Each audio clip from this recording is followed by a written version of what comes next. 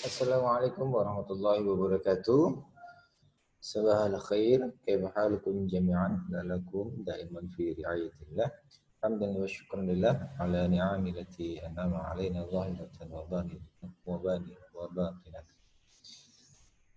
Salawat wa taslim kadzalika ila habibina syafiina nabiyina Muhammad sallallahu alaihi wasallam. Kadzalika ma'a ailatihi wa ashabihi ala jahil Islam wa tasharu hatta yablugha alaina wa nahnu bih. Baik. Fil bidayah nad'u ila Allah awwalan awwalan ad-du'a bidayah raditu billahi rabba wa bil islami dina wa muhammadin nabiyya wa rasulullah rabbi zidni ilma warzuqna. Baik. Taban ananaku usikum daiman an tastakhdimu hadha okay. Amma tawtasilu yadakum aydiyakum bisabun dengan sanitizer okay. Dan selalu memakai masker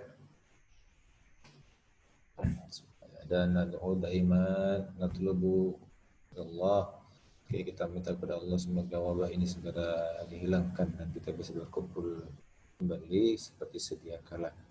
Okay. Walhamdulillah amma qatitahina min al-bab al-thalith wa qad imtahantum jami'an sudah ulangan harian ya bab 3 wal an nastarmiru darsana ila bab rabi' wa hiya akhlaq terpuji. Okay, kita sudah masuk pada akhlak terpuji. Okay, istamu tabihud jami'an. Okay. سوف نعرف ما معنى أخلاق terpuji ya أخلاق محمودة نقول في العربية أخلاق محمودة أما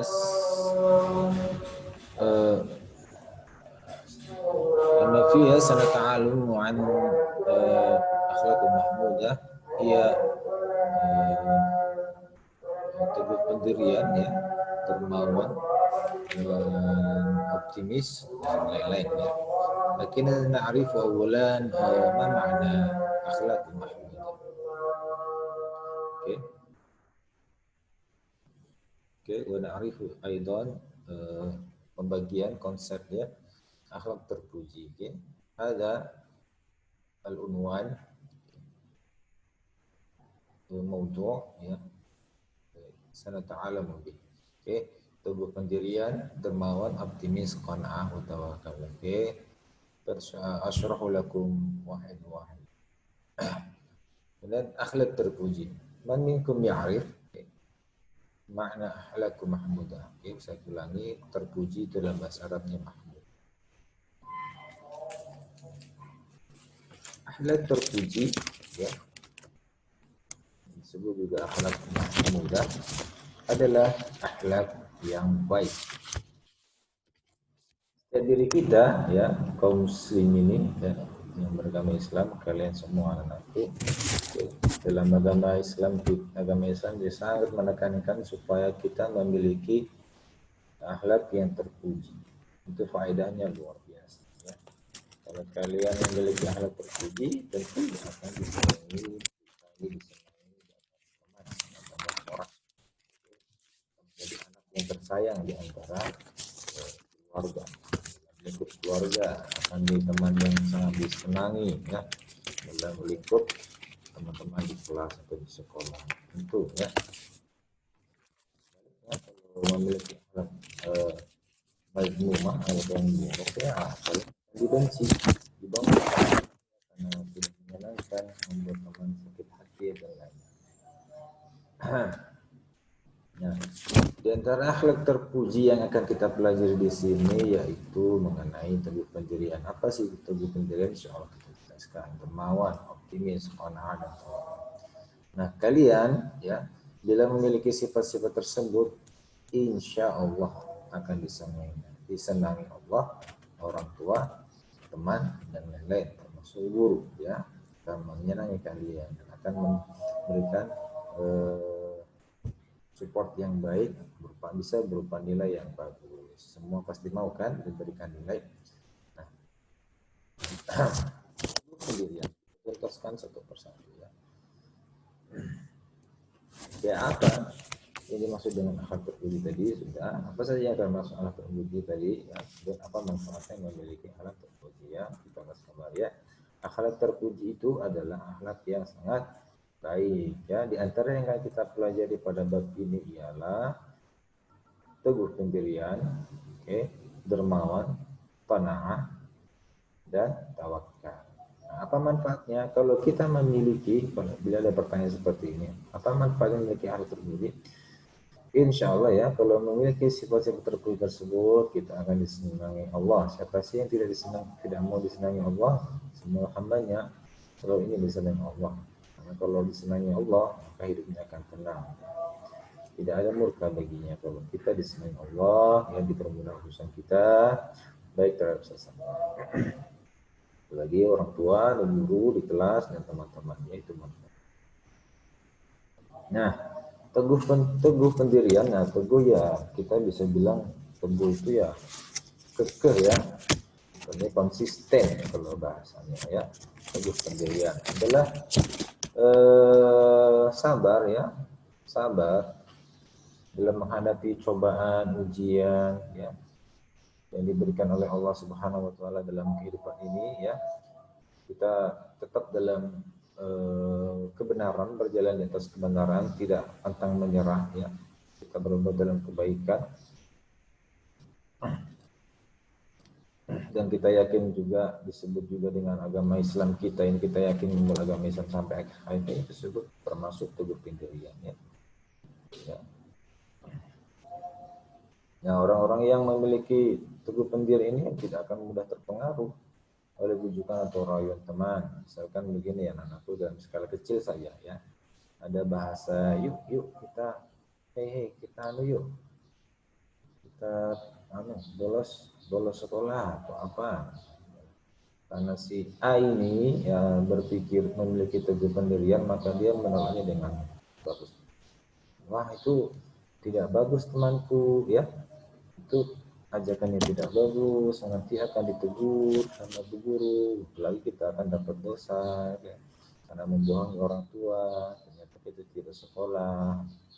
Jadi kita memiliki teguh pendirian, memiliki manfaat yang luar biasa terhadap hal tersebut. Apalagi misalkan dalam keyakinan kita memiliki teman yang berbeda agama, terus ada bahasa misalkan ayo kita main yuk ke gereja atau kita belajarlah sesuatu di gereja pun. Nah, kita bisa tolak dengan halus seperti yang sudah pernah kita pelajari sama-sama ya. Ya, kita tolak dengan bagus, maaf temanku ya, kami memang tidak dilarang untuk berteman dengan siapa saja, tapi kami dilarang untuk mengikuti ajakan atau berupa ibadah seperti yang kalian kerjakan. Katakanlah dengan sopan seperti kita teguh pendirian dalam hal seperti itu, dan masih banyak lagi contohnya. Oke, orang yang mudah teguh pendirian juga tidak mudah putus asa dalam menghadapi kesulitan ya, lebih seperti itu ya. Nah, misalkan dalam skala besar orang tua kita yang sedang bekerja, berusaha, berdagang ya, ibadahnya tetap rajin dalam hal berdagang saat pun menjadi orang yang sukses ya. Namun ketika diuji kesusahan, dia tetap teguh beribadah. Nah, contohnya juga seperti itu. Banyak hal ya. Banyak hal contoh-contoh tentang teguh beribadah. Kalau dalam hal kalian, skala kalian ya seperti tadi itu ya, diajak teman untuk berbuat yang buruk, kalian tolak dengan baik. Dan bahkan hasil hati balik itu perbuatan tidak bagus, wahai temanku. Kalau seperti itu. Nah, sebagai landasannya anak-anakku adalah ini ya, wa'tasimu bihablillahi jami'an wa la tafarraqu ya.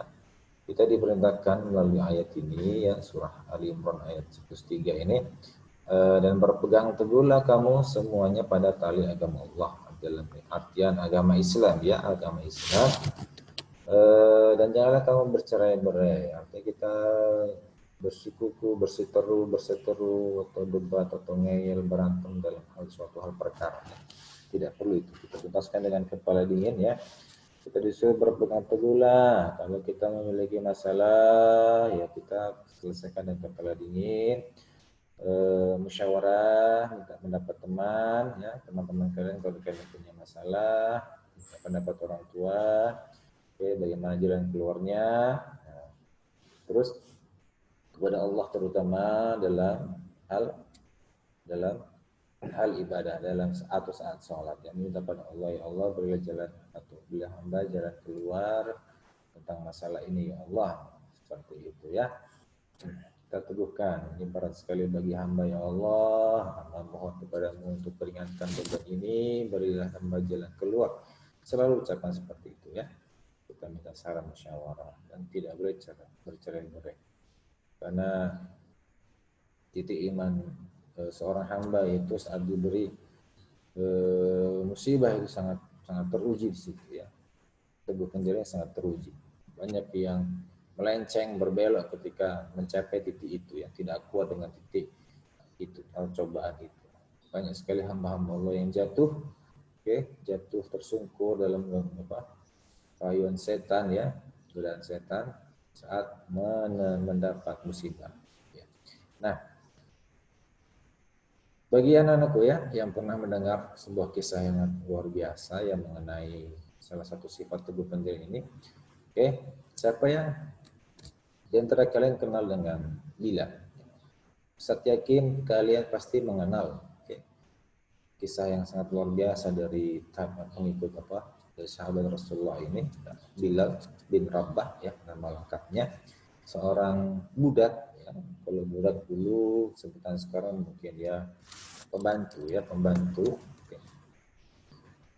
yang berkulit hitam sekali ya. Kulit hitam ya, kurang lebih sama seperti Arab wajah.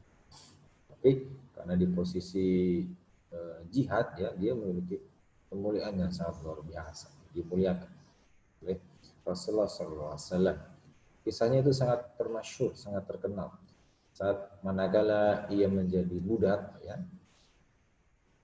masa-masa bersama dengan masa-masa Rasulullah berdakwah ya, Bilal bin Rabah itu termasuk yang sudah menerima atau masuk Islam, tapi secara sembunyi-sembunyi. Sudah kita pelajari di SKI ya, dakwah Rasulullah itu pertama sembunyi-sembunyi, ngumpet-ngumpet dulu ya. Karena bahaya kalau diketahui langsung bisa langsung dieksekusi. Nah, Rasulullah itu diam-diam. Nah, dakwah secara diam-diam tersebut menghasilkan atau berhasil memperoleh atau meraih atau merekrut ya beberapa segelintir orang ya, para sahabat ya, antaranya Abu Bakar ya, Utsman, pemula-pemula ya. Kemudian masih dalam keadaan dakwah diam-diam itu, di antaranya yang masuk Islam tadi ya, Bilal bin Rabah. Oke. Nah, Bilal sendiri ini adalah sahabat Rasulullah yang budaknya siapa? Yaitu Umayyah bin Khalaf ya. Umayyah bin Khalaf salah satu tokoh kafir Quraisy yang bengis ya, kejam sekali ini orang ya. Kejam sekali ini orang. Pada masa-masa keislamannya Bilal itu tercium oleh tuannya ini, majikannya itu marahnya luar biasa anakku ya. Kayak tanduknya mau keluar itu. Oke. Sehingga saking geramnya itu ya, Bilal itu diseret di tengah padang pasir itu di antara kerumunan orang, jadi tontonan ya, diikat, dibentangkan kayak orang menjemur kulit daging kurban itu, kulit hewan kurban itu, dibentangkan tangannya di rantai kiri kanan, kaki kiri kanan juga di rantai dibentangkan ya. Kemudian ditonton oleh banyak orang, itu sangat luar biasa ujiannya itu. Nah, tidak cukup dengan itu ya, itu dicambuki juga, dipukuli juga sampai berdarah-darah. Rasulullah. Kemudian Bilal itu tetap bersiteguh dengan pendiriannya, selalu dipertanyakan, kamu kalau tidak mau pindah agama, balik ke agama nenek moyangmu, kamu mati ya, mati. Tapi Bilal selalu berkata ya, aku tetap memilih ya, Allah ahad ya, ahadul ahad, Selalu ditanya begitu, jawabannya begitu. Nah, pada akhirnya diambillah batu yang kurang lebih sebesar meja ini, sebesar meja guru. Assalamualaikum warahmatullahi wabarakatuh. Hamdan wa syukran lillah ala ni'amati an'ama alaina wa salawatu wa taslim ila habibina syafi'i Muhammad sallallahu alaihi wasallam. Baik. Sabahal khair, kaifa halukum jami'an anakku semua, semoga selalu dalam kesehatan. Assalamualaikum warahmatullahi wabarakatuh. Sabahal khair, kaifa halukum? Hamdan wa syukran lillah ala ni'amati an'ama alaina zahiratan wa batinatan. Salawat wa taslim ila habibina wa syafi'ina wa nabiyina Muhammad sallallahu alaihi wasallam. Alhamdulillah qad wasalna ila babi rahim. Amma sabiq ya, qad darasna tahaddatsna ma'an bagi salis wa in qalim tahantum. About yaumul qiyamah. Sana'arifu makna akhlak mahmudah ya. Wa aqsamu ya, di antaranya teguh pendirian, istiqomah, istilah Arab istiqomah, kemudian dermawan, dermawan orang yang suka bersedekah ya, dermawan, optimis ya, qanaat, tawakal. Baik anakku ya. Sawfa na'rifu ma ma'na. Mal maksud bi akhlaki mahmudah. Apa maksudnya dengan akhlak mahmudah? Anak-anakku, akhlak mahmudah dalam terjemahan sederhana itu akhlak yang terpuji, akhlak yang baik ya. Akhlak terpuji itu akhlak yang baik. Kemudian apa saja yang termasuk akhlak terpuji ya? Dalam bab ini akan kita pelajari di antaranya yaitu dermawan ya, teguh pendirian, dermawan, dan optimis, qanaah dan tawakal. Dalam agama kita ya, Rasul juga mengajarkan bahwa kita ini sebagai pemeluk agama Islam, umat Muslim, umat Islam harus memiliki sifat-sifat terpuji tersebut. Ya, harus memiliki sifat-sifat terpuji. Apa manfaatnya kalau kita memiliki sifat terpuji? Maka insya Allah Allah menyenangi kita. Disenangi guru, orang tua dan teman-teman. Itu sangat besar sekali manfaatnya ya. Kalian mendapatkan keuntungannya luar biasa. Sebaliknya bisa dipikir secara sederhana, kalau kalian memiliki akhlak yang buruk, ya, apa akibatnya? Tentu akan dibenci. Kalian pasti sudah mengalaminya. Kalian bisa dibombe, bisa dibenci, bahkan bisa dikata-katain teman-teman. Nah, maka dari itu jauhi sifat buruk, mari tanamkan sifat terpuji. Di antaranya ini ya, 1, 2, 3, 4, 5. Faedahnya sangat besar. Siapa sih yang tidak mau dicintai atau disenangi Allah? Semua hambanya ingin, ya, termasuk Ustadz juga. Karena kalau kita sudah disenangi atau disukai Allah, dicintai Allah, ya, tentu kita mendapatkan nikmat yang banyak, kemudahan dalam urusan, dan alhamdulillah mudah-mudahan surga yang kita dapat. Amin. Ya. Kalau sebaliknya kalian sudah tahu ya, kalau memiliki akhlak yang buruk, ya siapa yang disenangi? Ya kalian disenangi setan, ya senangi jin, ya jadi temannya malah.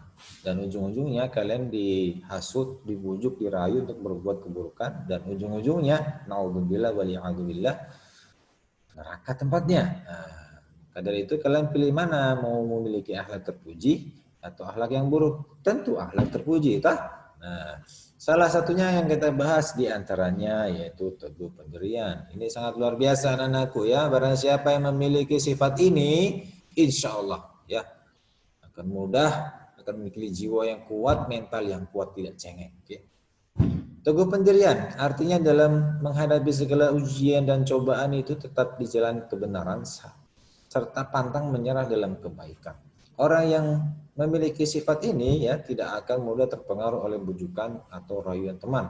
Nah, orang yang teguh pendirian juga tidak mudah putus asa dalam menghadapi kesulitan. Contoh ya di dunia nyata kalian ya, kehidupan sesama teman di kelas ya. Ketika ada teman ya berbahasa begini, si A kepada si B ya. Yuk si B ya, teman-teman pada ke masjid, guru-gurunya juga sudah ke sana, sisa kita berdua nih ya. Mendingan kita ngumpet aja atau bolos aja atau gimana, kurang lebih seperti itu. Nah, si B karena memiliki sifat pendirian ini tuh dia memberi nasihat dengan baik. Wahai temanku si A ya, itu tidak bagus. Nanti kalau kita bolos, kita bisa ditegur, tegur guru, dapat hukuman. Terlebih lagi kita sudah bohongi orang tua, ternyata kita tidak sekolah. Nah, seperti itu anak-anakku ya. Kita bisa lakukan seperti itu. Atau dalam hal keyakinan kita berteman dengan yang beda agama.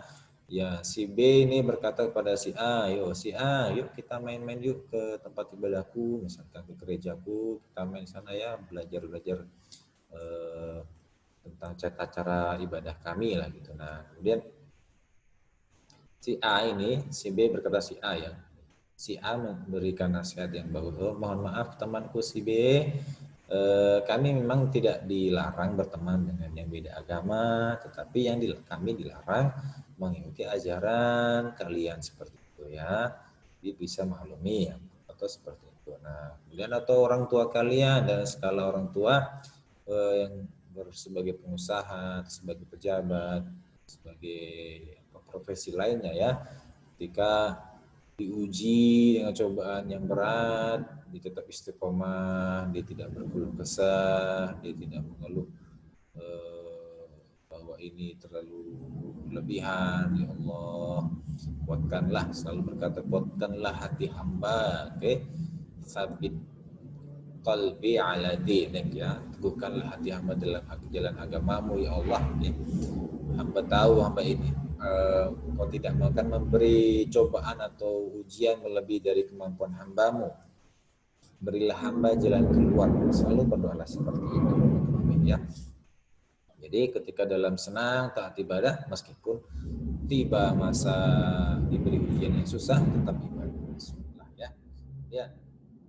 Allah Subhanahu wa taala berfirman, "Wa'tasimu bihablillahi jami'an wa la tafarraqu." Kita diberitakan untuk berpegang teguh pada tali agama Allah yaitu Islam ya.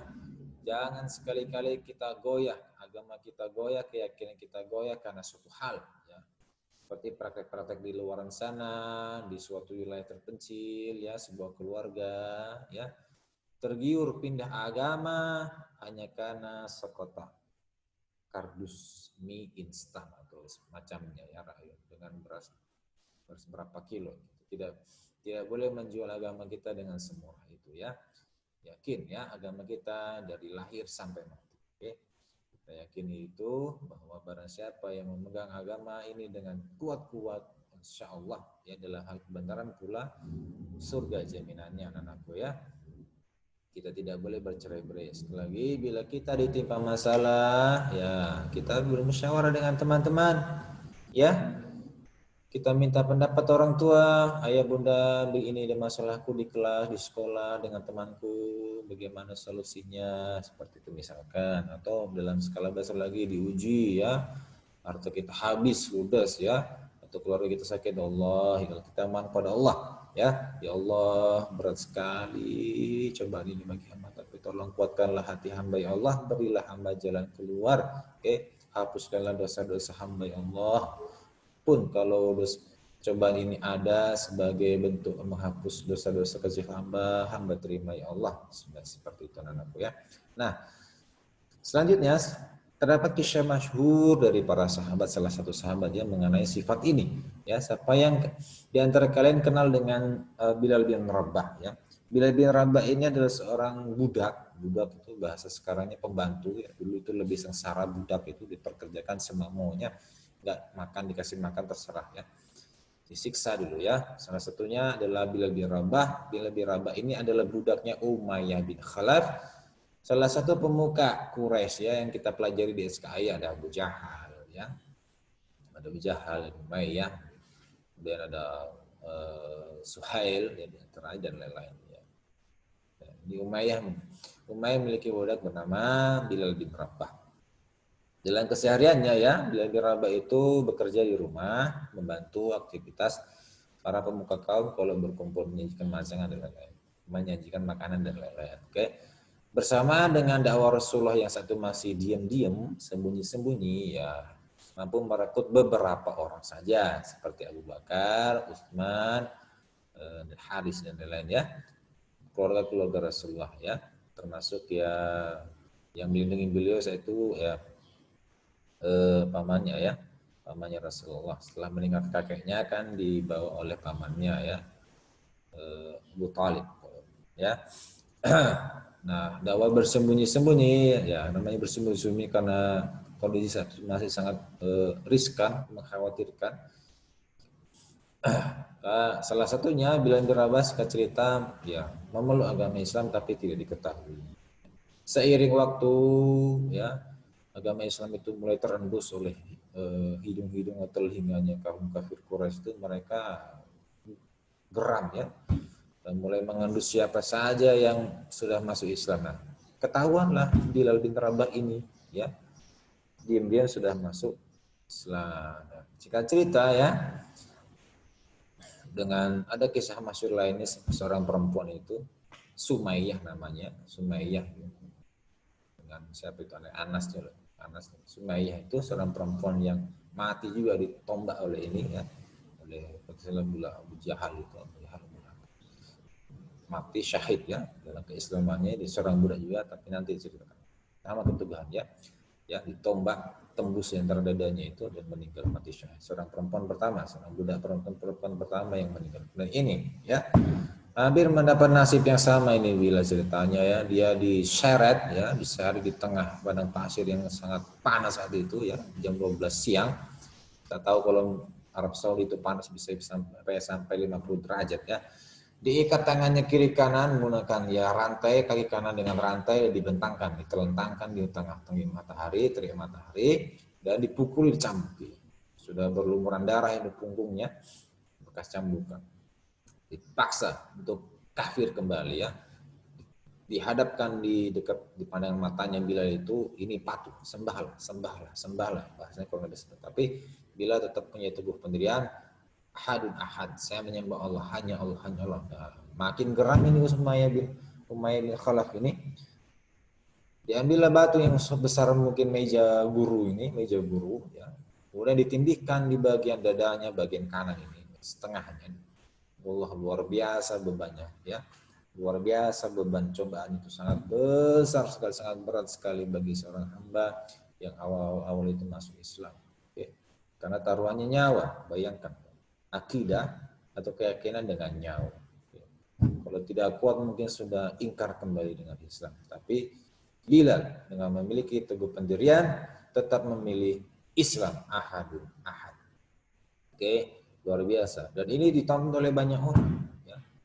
Supaya orang-orang yang menonton ini tidak meniru perbuatan Bilal, perkataan yang main begitu ya. Supaya tidak masuk Islam. Siapa yang masuk Islam maka akan mendapatkan nasibnya sama seperti budak ini bilang katanya. Jadi orang-orang takut. Nah, tapi Allah Maha Adil ya. Anak-anakku, singkat cerita, datanglah sahabat Rasulullah yang telah masuk Islam juga, Abu Bakar. Beliau tidak sengaja memperhatikan kerumunan orang dan mendapati seorang budak yang hitam, berkulit hitam itu sedang disiksa. Oke, katakan bahwa lumayan ya. Apakah tidak lebih baik kalau budak yang kamu benci itu kamu jual saja, jual ke saya, sebut saja berapapun yang kamu mau ya, sebagai pengembalian modal. Kamu bisa beli apa saya beli, bisa beli budak lagi. Maka mendengar saran itu ya Umayyah setuju ya. Nah, siapa saja yang bisa membeli budak ini dengan harga yang saya sebutkan, kurang lebih seperti itu. Maka Abu Bakar segera menebus Bilal ya. Abu Bakar segera memerdekakan Bilal, dan luar biasa ya. Zaman dulu itu dinar berapa ratus dinar itu. Jadi sekarang miliaran ya dibayar oleh seorang, ada seorang budak dibeli oleh Abu Bakar. Luar biasa itu hati. Berhati mulia itu Abu Bakar, anak-anakku ya. Nah, dari kisah singkat tersebut anak-anakku ya, kita bisa ambilkan contoh ya. Dalam kondisi yang sangat genting tersebut ya, bahkan nyawa taruhannya seorang Bilal, seorang budak itu lebih memilih untuk mempertahankan keyakinannya Meskipun ya nyawa itu sudah di ujung tanduk ya, ujung tanduk. Karena pilihannya Islam, kafir atau mati, ingkar atau mati. Tapi bila tetap memilih untuk memeluk agama Islam, Allah membantu, Allah menolongnya dengan cara yang mendatangkan, menggerakkan hati Abu Bakar untuk membeli. Subhanallah. Maka kita bisa ambil contoh hikmahnya di sini. Dalam kehidupan nyata kita, tentu setiap hambanya itu memiliki, masing-masing memiliki cobaan yang berbeda-beda. Ujian yang sangat berbeda-beda sesuai dengan tingkatannya. Maka kalau kita punya sifat teguh pendirian dengan meminta pada Allah, berpegang teguh dengan Allah, insya Allah, Allah akan memberikan jalan keluar. Ya, inna ma'al usri yusra. Di balik kesukaran itu sebenarnya ada kemudahan. Itu keyakinan yang harus kita pegang teguh. Ya, kalian juga ya. Oh Pak Guru, oh Bapak Ibu, Ayah Bunda, ini soalnya susah sekali. Ya, kalau mau gampang belajar, itu salah satu jalan keluarnya simpel ya. Ini susah sekali, ini besok mau ulangan materi ini kayaknya susah. Ya. Memohon pada Allah ya Allah mudahkanlah hamba mengerjakan soal. Bagaimana caranya? Tawakalnya adalah belajar. Oke anak-anakku ya. Mudah-mudahan bisa diserap baik-baik ini dan mohon ditulis bagi kalian yang belum subscribe channel Guru, silahkan subscribe dan berikan komentar hadir sebagai absensi ya. Oke, tidak lama lagi kita ujian akhir semester kajian. Akhirul kalam, assalamualaikum warahmatullahi wabarakatuh.